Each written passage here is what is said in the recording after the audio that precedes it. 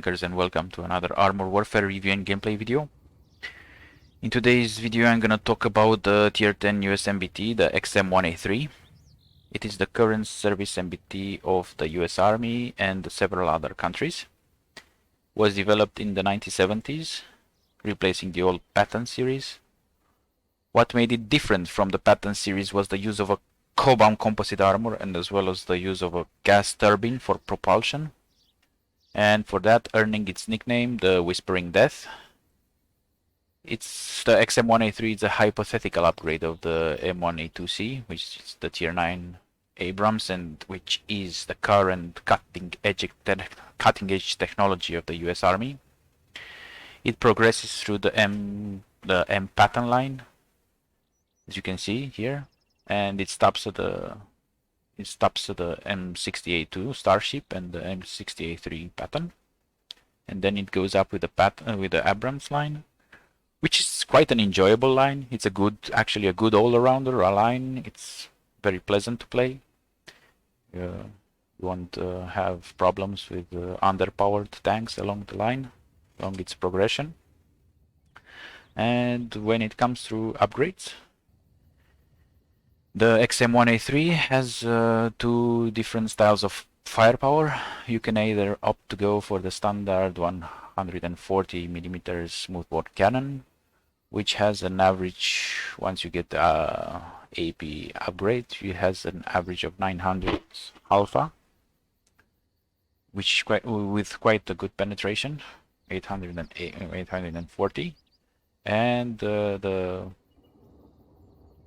best part of this gun is that you can use a heat shell, which goes up to 1k damage, maybe 1.1k damage of average alpha, and with quite a good penetration. And by the way, heat doesn't lose span, as you well know, on long distances. So yeah, 1k millimeter, almost 1k millimeter of span is quite good. Or you can go for the 120mm smoothbore cannon with a fast draw autoloader. It has 2 shots in the magazine, and with an average of 600 alpha per shot. The reload between shots, once you get the proper upgrades, will be like 1.8 seconds. And that's quite like Merkava autoloader and the reload between shots, except that it has 2 shots per cannon, not 4 like Merkava, but with the same reload time between shots. So it just depends on your preferences of firepower. I don't know how I would like to call it, but it will not, in my opinion, it will not affect the playstyle that much as other tanks with different options of firepower would do.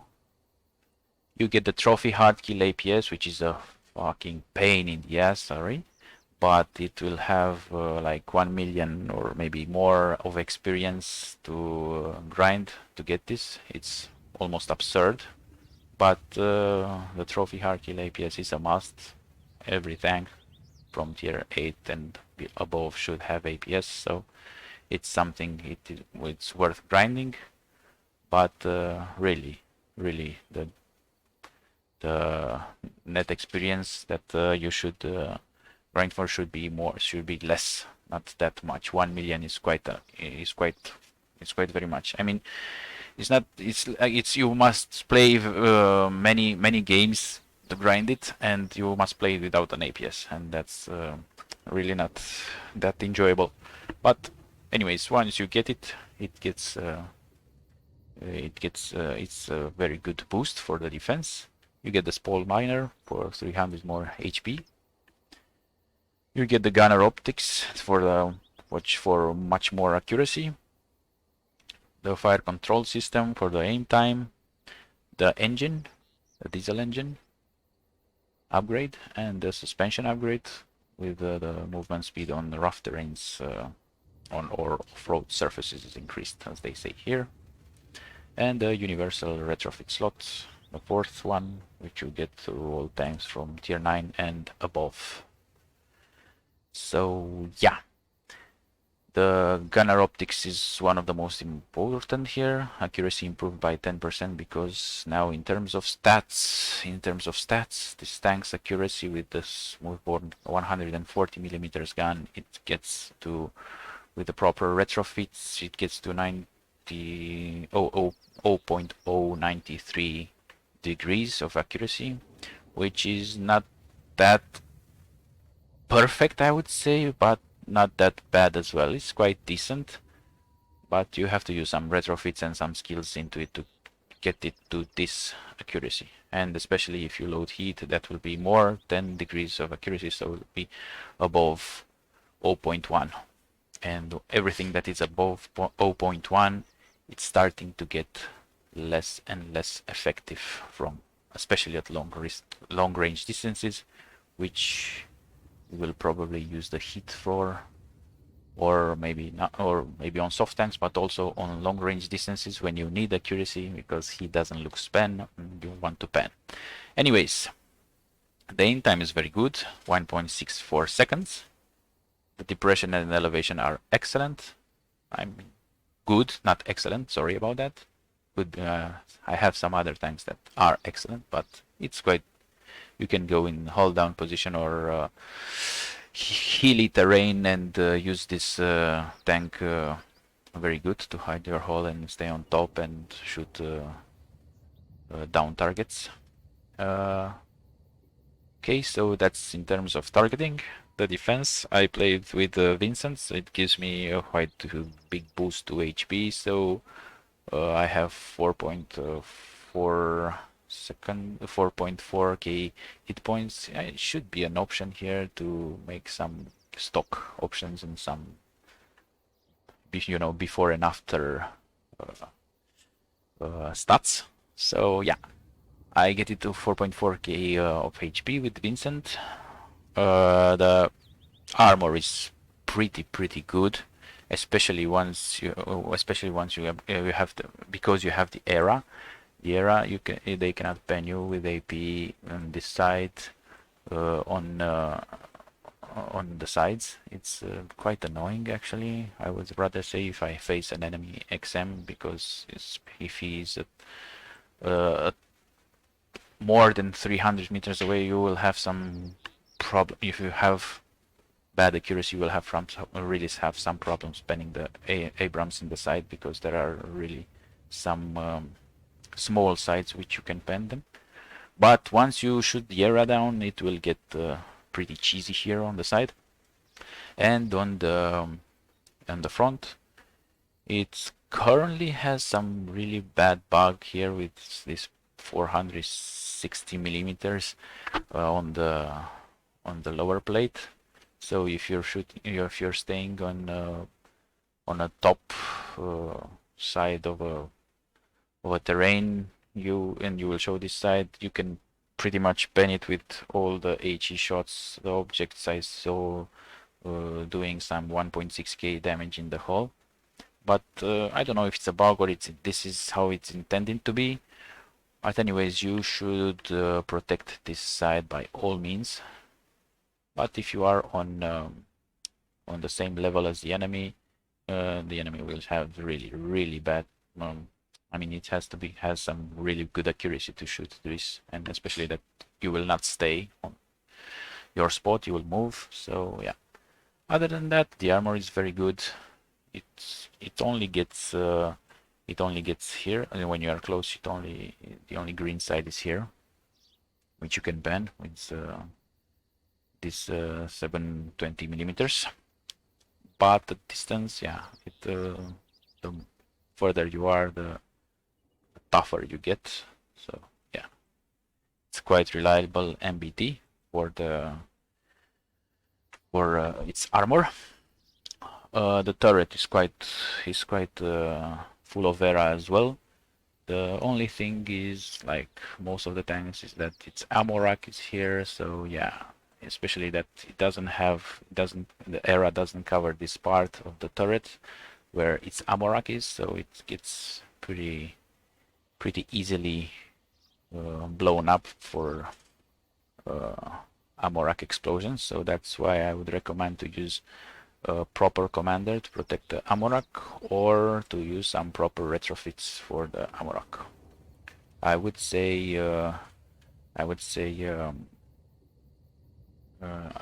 I mean, I would advise you to use the fire extinguisher, but with a proper commander like Vincent here, which protects my Amorak by 22% more, and it increases durability, it not protects it. I don't worry about getting blown up. So yeah, in terms of damage, the reload time with the proper retrofits is 8.2 seconds. With I use this from the 140mm gun with a 900 average alpha. Quite a good penetration, and the mobility, it's one of the slow tanks, I would say. I would sort it out in the I would filter it out in the slow tanks of the game with a max speed of 70 kilometers per hour, which is among other MBTs is quite slow on its max speed. The acceleration, as you can see, is quite low, 6 seconds to reach 32 kilometers per hour. So yeah, it's a ultra heavy tank, as I would like to call it, from using the words from other games. So yeah, the commander, I use Vincent, as I told you. I get more hit points, 3%, 5%, 3%, 6 plus 5, it's almost 11%, and 25. So that's how I get my big pool of HP. The Amorak increased hit points by 21%, as well as some chance of fire reduced with my engine when I'm shot from the rear, and my engine is getting damaged, and immediately pops out the chance of fire. So chance of fire is reduced. That it's a problem not solved, but at least take care of. And the special ability of the Vincent, which of my Vincent commander, when you are reflecting 150%, 150 potential damage, you get 7.2% more reload speed. As combined with this is like 2% more, so it's like 9% in total when you reflect that potential damage. Some ramming damage increased, but on the XM, not really, because you don't have speed to ram enemies in your way, but maybe some careless and reckless enemies who want to ram you, they will get punished really bad for that. Combined with the crew skills of my that's why I didn't choose the ramming damage increase for the driver skill. I chose the spin to win for more hull traverse, but that's quite insignificant because the turning speed is quite slow, and the track and wheel repair speed when I'm trading shots and I don't, or maybe I'm getting shot on the move and I don't want to, I must increase my track durability speed, because Vincent also is combined and accumulated with the threat hit points from the commander. So yeah, quite strong tracks I have here. And for the gunner, I have aiming speed and accuracy, because you know this tank is struggling to get below 0.1 degrees of accuracy. And quick draw, because honestly, yeah, I want a very good aiming time. So yeah, that's it with the crew skills. And the retrofits, of course, it's the rate of fire, the improved barrel lining, and the largest aiming circle. So yeah, more accuracy for me, more accuracy from advanced muzzle reference system. I told you I'm struggling to get below 0.1. In my experience, that's the indicator or the talon where you can, the echelon, I mean, where you can say that the tank is accurate or not. And the AI targeting system with the largest aim is retrofit and the aim speed. So accuracy and more aim speed. With this, I wanted everything to get the accuracy bonus, and the repair speed for because honestly I didn't want anything else. I just sometimes, you know, you kill an enemy and you get tracked, or you have something, you remain, you are in a safe position and you get your gun damage or track damage, and I don't want to use a repair kit or spare parts because I want to repair it manually. So yeah, I want to increase my reload speed. So yeah, that's it with the stats and the crew skills. Now let's get into the gameplay.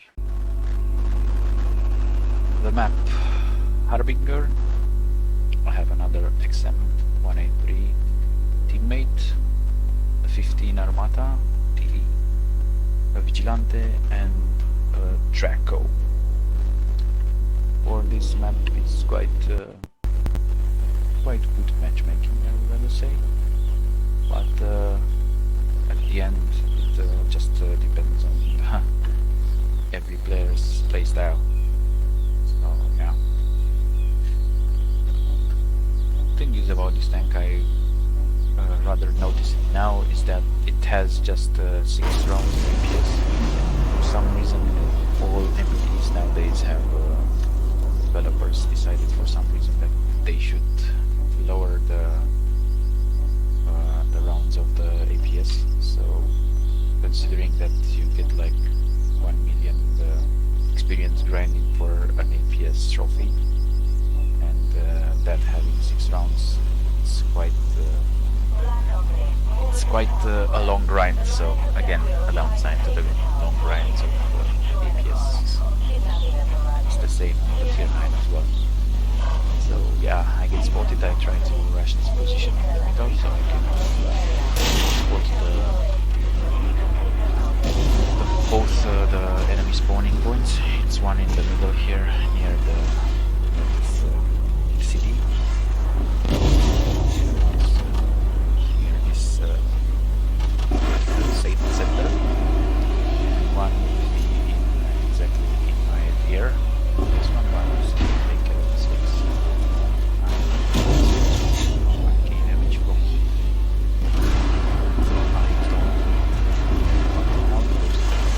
soft target. Now I switch to a bad side of the Armata, and I have bad era. Trying to shoot heat at the side of the Armata. Quite useful. I do not want to disappoint with heat because already it has more than 4.1 accuracy. That's a bit of a lack of something pixel hunt with that amount of accuracy. So yeah, both enemy spawns were taken care of. Now I try to make sure that there are no bots or enemies that are stuck somewhere. Right. Here they are. Actually, they were spawned, but they were just stuck there. So now they massively charge us. Okay, I switch back to heat. Grab. To the ground actually. One low roll. 900. Yeah.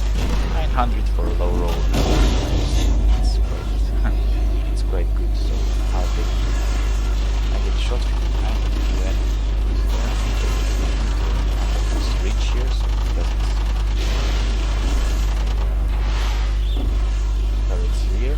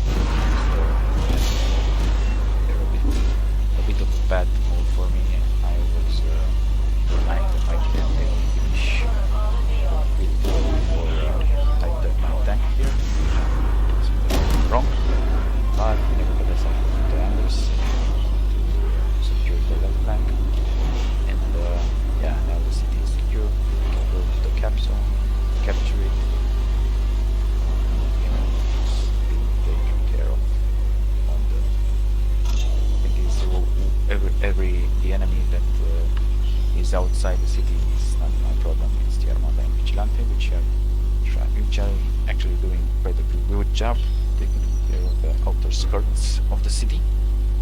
Now we capture. We have one Draco who didn't respawn. Managed to take 2 kills and do 5k damage, but somehow he was dead and respawn. That's quite good news for me actually, because it means more damage for me. I'm already on 7k. So yeah, now we captured the zone and then we must protect it. The XM1A3, which I'm happy with. I need his gun. The enemy approach that is coming. We don't. Crap. More are coming. More news, more HP. One more. And I track it. Right now we have a problem. Enemies are starting to come on the right side as well. And crossfire is coming. But this was just an insect threat, so I think it's just a very little problem. But not that alarming. And the thing is, this is the lieutenant. We must start to focus. The thing is, we were a bit lucky on this map because the enemy, I think it was stuck on the A line or something. Because usually it comes in much bigger numbers, so yeah, now it was just a light attack. Yeah, shot into the Armada and down, take him off, and now I realize that the enemy is stuck there, so I decided to go on the A line and finish them off before they make us some nasty surprises, because sometimes you are searching the other side of the map and they charge you. There are two waves of enemies, one from the north and one from the south, and you are going to stuck enemies from either side. The other side decides to go to the same cap, and you are being are capturing and you lose the map. So yeah, this is nice. One more gun to take out the zombies faster. And hopefully he's here as well. And I so that is the crab. I don't know the crab. I try to shoot my turret, but I rolled the ERA. And now the exact thing that I was talking about earlier is happening. It's stuck around here to the north, and the south wave decided to come and realized the threat, and for some reason that was focusing around and shooting back.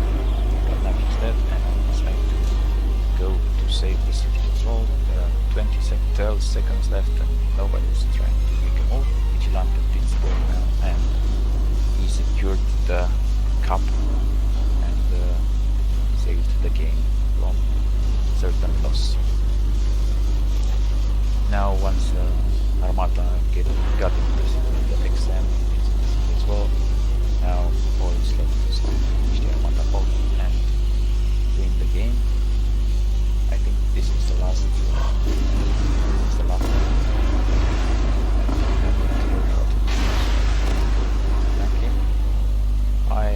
Yes, and now the game isn't over, so that made sense for me that the enemy is still stuck around the south spawn somewhere, and I go to search and destroy with the XM1A3.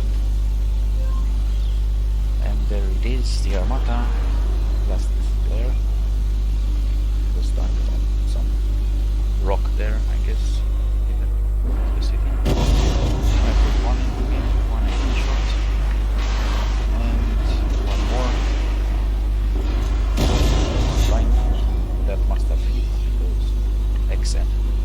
the 500 out of him and kill him, so the remaining points there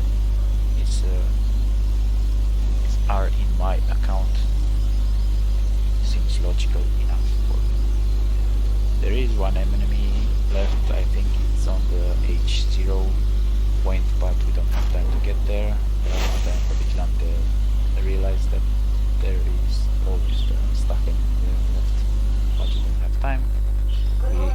Time is over and we won. We protected the cat, we did our duty, and show game is over.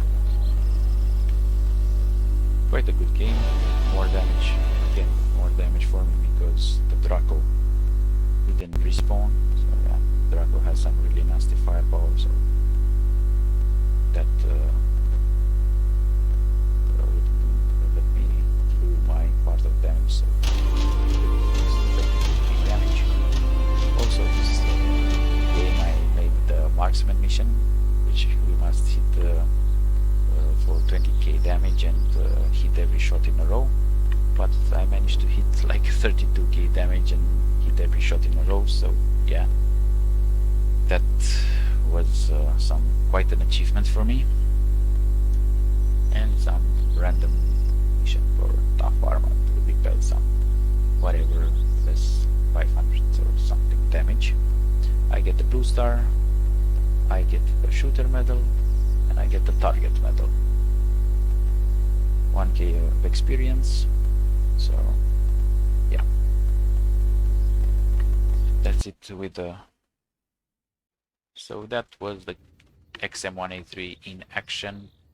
In my personal opinion and personal experience, after 6k PvP games and 10k PvE games, I can definitely say that this is the best tier 10 non-premium MBT in the game.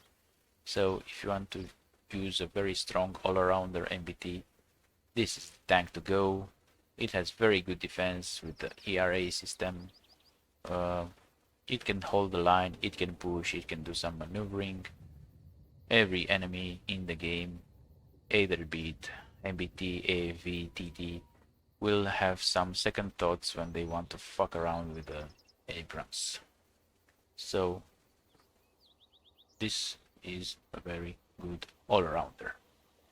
Thank you all for watching, and I will hope to see you on the next one with another review and gameplay video on the next tank. See you all.